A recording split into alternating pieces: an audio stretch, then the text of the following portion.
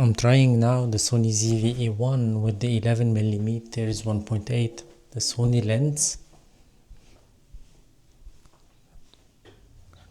So I'm in dynamic active stabilization, which will crop a lot in the image, but we can just remove the vignette on the corners. So what do you think? I think this could be a good setup because I can vlog at this distance away and we have a lot of the background, and if I get my hand further away we can see a whole lot. Wow, that's insane. On the Black Friday, I bought myself this Sony ZVE1. It's a full frame camera from Sony that has 12 megapixel sensor. But the problem is I don't have any full frame lens that I can use on this camera. All the lenses that I have for the Sony E-mount are for APS-C.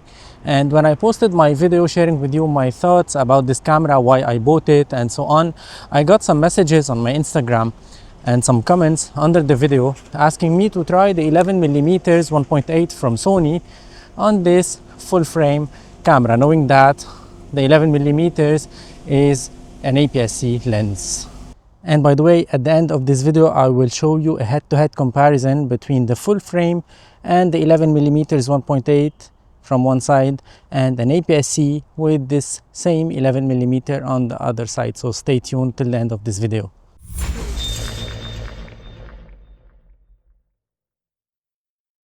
Hello everyone, I hope you are all good. I'm Photorabs, a portrait photographer based in France, and I create content about photography, cameras, filmmaking, content creation and so on. If you are interested in these topics, I highly appreciate if you go subscribe to my channel. That's a massive help. And in today's video I'm going to talk about the Sony 11mm 1.8, why I like this lens, lots of light, and why I think that every Sony user should have this lens in his arsenal, in his camera bag, even though it's an APS-C lens, but now I'm using it on a full frame camera from Sony. To start, I would like to mention that this lens has no equivalent in the full frame lineup from Sony. I know that this is an 11mm, so the equivalent focal length is 16.5 and we have 14, 15 and 16mm on the full frame side, but this one is lightweight, only 181 grams, and this one is so compact. This one is weather sealed, and this one is not expensive. You can get it for less than $500 US, and it has fast autofocus. It is so sharp. So yeah, this lens has everything we need in a vlogging lens.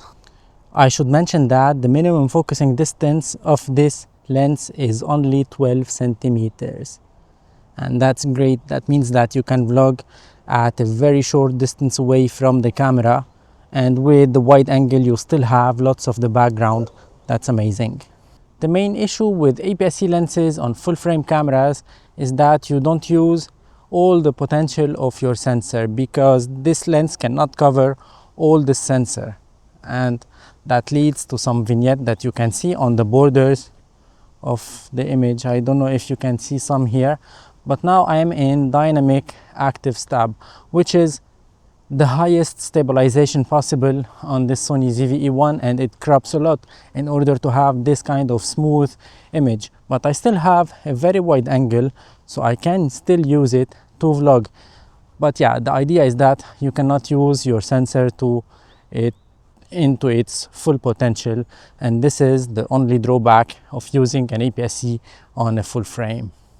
So now I am in standard stabilization with the Sony ZVE1 and the 11mm 1.8, and now I am in active stabilization with the Sony ZVE1 and the 11mm 1.8. And now I am with the dynamic active stabilization with the Sony ZVE1 and the 11mm 1.8. Yep.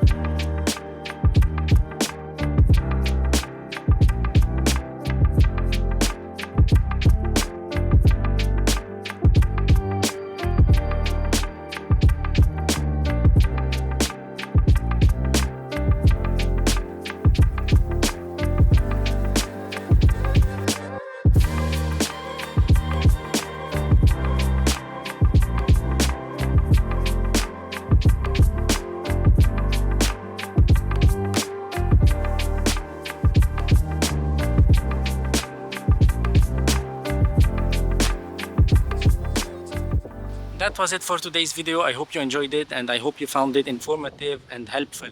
If so, don't forget to hit like, to subscribe to my channel, and to ring the bell so you will not miss my upcoming posts. And if you'd like to support me a little bit more, you can check my affiliate links down below if you are interested in this camera, this lens, the microphone, or maybe the variable and the filter that I'm using from CanF Concept. Check my affiliate links. You can get some discounts on some products and you can help my channel a lot. Thank you for watching. Ciao for now.